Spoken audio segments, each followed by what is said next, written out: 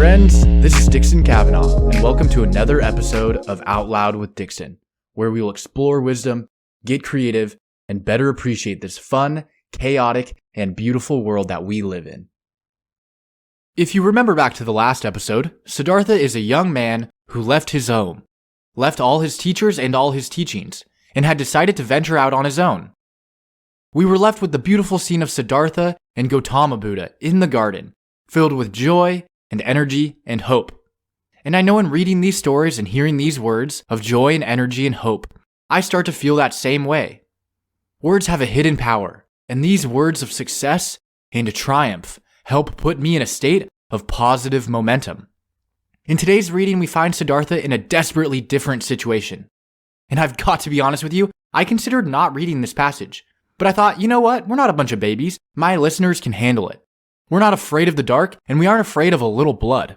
So in today's reading, we join Siddhartha 20 years later. He has become a wealthy businessman, and over the years has created for himself a passion-filled sexual romance with a woman named Kamala. You might be wondering, how the hell did that happen? He was a monk in the forest, on the path to enlightenment. What happened? Well, he underestimated the seductive power of pleasure. But his life is starting to feel empty, and he yearns for the purpose and clarity of his youth. And before we dive in, I want to emphasize this point. We want to take advantage of the good times to prepare for the bad times.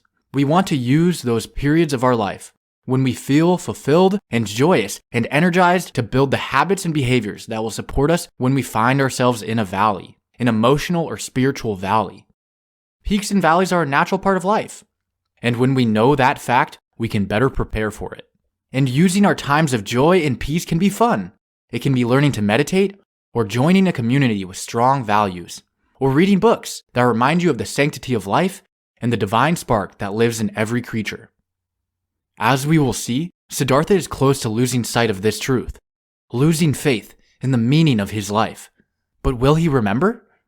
So gather around, listen close, and join me as we dive into the second reading of Herman Hesse's Siddhartha. Years passed by. Surrounded by the good life, Siddhartha hardly felt them fading away. He had become rich. For quite a while he possessed a house of his own and his own servants, and a garden before the city by the river. The people liked him. They came to him whenever they needed money or advice, but there was no one close to him except Kamala. Like a veil, like a thin mist, tiredness came over Siddhartha, slowly getting a bit denser every day, a bit murkier every month, a bit heavier every year. As a new dress becomes old in time, loses its beautiful color, gets stains and wrinkles, gets worn off at the seams. Thus, Siddhartha's new life had grown old, lost color and splendor as the years passed by. Siddhartha did not notice it. He only noticed that the bright and reliable voice inside of him, which had awoken in him at that time and had ever guided him in his best times, had become silent. He had spent the hours of the evening with Kamala in her beautiful pleasure garden. They had been sitting under the tree talking, and Kamala had said thoughtful words, words behind which a sadness and tiredness lay hidden. She had asked him to tell her about Gautama, and could not hear enough of him. How clear his eyes, how still and beautiful his mouth, how kind his smile, how peaceful his walk had been. For a long time, he had to tell her about the exalted Buddha, and Kamala had sighed and said, "One day, perhaps soon, I'll also follow that Buddha. I'll give him my pleasure garden for a gift and take my refuge in his teachings." But after this, she had aroused him and had tied him to her in the act of making love with painful fervor, biting and in tears, as if once more she wanted to squeeze that last sweet drop out of this vain, fleeting pleasure. Never before had it become so strangely clear to Siddhartha how closely lust was akin to death. Then he had lain by her side, and Kamala's face had been close to him, and under her eyes and next to the corners of her mouth, he had, as clearly as never before, read a fearful inscription, an inscription of small lines, of slight grooves, an inscription reminiscent of autumn and old age. Tiredness was written on Kamala's beautiful face, tiredness from walking a long path, which has no happy destination, tiredness in the beginning of withering, and concealed still unsaid, perhaps not even conscious anxiety, fear of old age, fear of the autumn, fear of having to die. With a sigh, he had bid his farewell to her, the soul full of reluctance and full of concealed anxiety. Then Siddhartha knew that the game was over, that he could not play it anymore. Shivers ran over his body, inside of him, so he felt something had died. In that same hour of the night, Siddhartha left his garden, left the city, and never came back.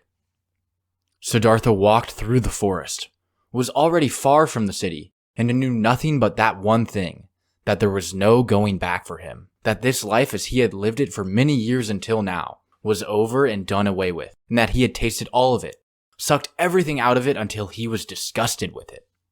Siddhartha reached the large river in the forest.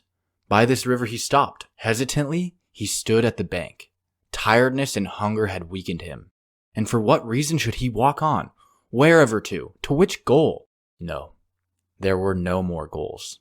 There was nothing left but the deep, painful yearning to shake off this whole desolate dream, to spit out this stale wine, to put an end to this miserable and shameful life. Siddhartha reached a large river in the forest and looked down into the green water, which ran and ran under him, looked down and found himself to be entirely filled with the wish to let go and to drown in these waters. A frightening emptiness was reflected back at him by the water, answering to the terrible emptiness in his soul. Yes, he had reached the end. There was nothing left for him except to annihilate himself, except to smash the failure into which he had shaped his life, to throw it away before the feet of mockingly laughing gods. This was the great vomiting he had longed for, death, the smashing to bits of the form he hated. Let him be food for fishes, this dog Siddhartha, this lunatic, this depraved and rotten body, this weakened and abused soul. Let him be food for fishes and crocodiles. Let him be chopped to bits by the demons. With a distorted face, he stared into the water, saw the reflection of his face, and spit at it. In deep tiredness, he took his arm away from the trunk of the tree and turned a bit in order to let himself fall straight down, in order to finally drown. With his eyes closed, he slipped towards death. Then, out of remote areas of his soul, out of past times of his now weary life, a sound stirred up. It was a word, a syllable, which he, without thinking, with a slurred voice spoke to himself, the old word, which is the beginning and the end of all prayers of the Brahmins, the holy Om, which roughly means that what is perfect, or the completion. And in the moment when the sound of Om touched Siddhartha's ears, his dormant spirit suddenly woke up and realized the foolishness of his actions. Om, he spoke to himself. Om, and again he knew what Brahman knew about the indestructibility of life, knew about all that is divine, which he had forgotten. Siddhartha collapsed, struck down by tiredness, mumbling Om, placed his head on the root of the tree, and fell into a deep sleep. Deep was his sleep and without dreams. For a long time he had not known such a sleep any more. When he woke up after many hours, he felt as if 10 years had passed.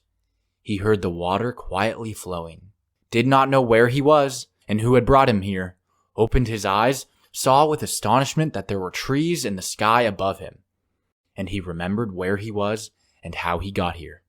Quietly, he spoke the word Om to himself, speaking which he had fallen asleep, and it seemed to him as if his entire long sleep had been nothing but a long, meditative recitation of Om, a thinking of Om, a submergence and complete entering into Om, into the nameless, the perfected.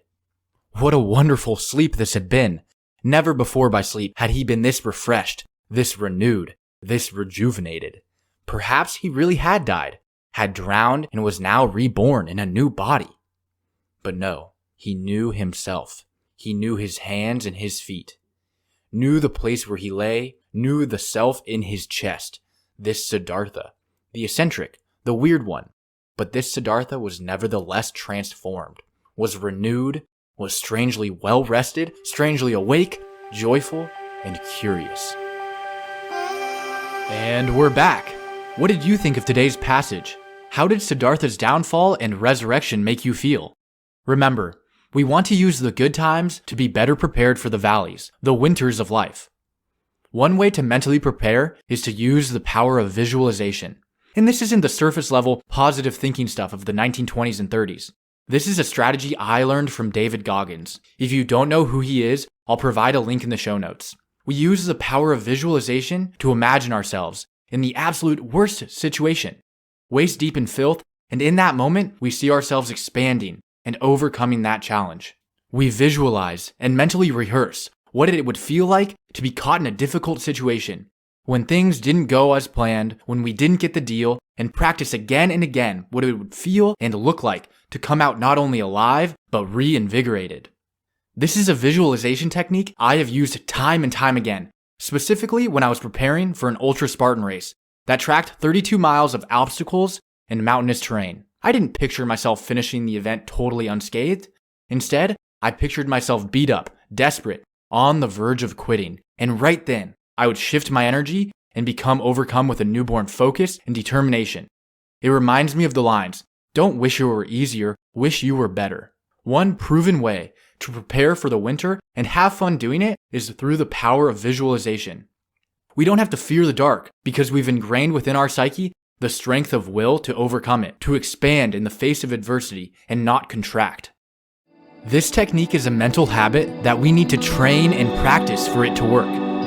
So give yourself the gift of setting aside 3 minutes to picture yourself breaking through a potential challenge in your life. If enough of the Outloud community wants it, I'll put together a 5-minute episode where we can do a guided visualization. And before we leave, a new feature I've added is that you can read along to Outloud with Dixon episodes by checking out the blog form of each episode on Medium and what will eventually be my own website. This will allow you to take a deeper look at the readings and read along with me. If you enjoy these episodes and want to hear more, make sure to write a review and subscribe. I'm laughing at myself saying those words, but if you appreciate the message, then you subscribing really does help with the mission of getting this message to more people. And remember, live with presence, confidence, and love.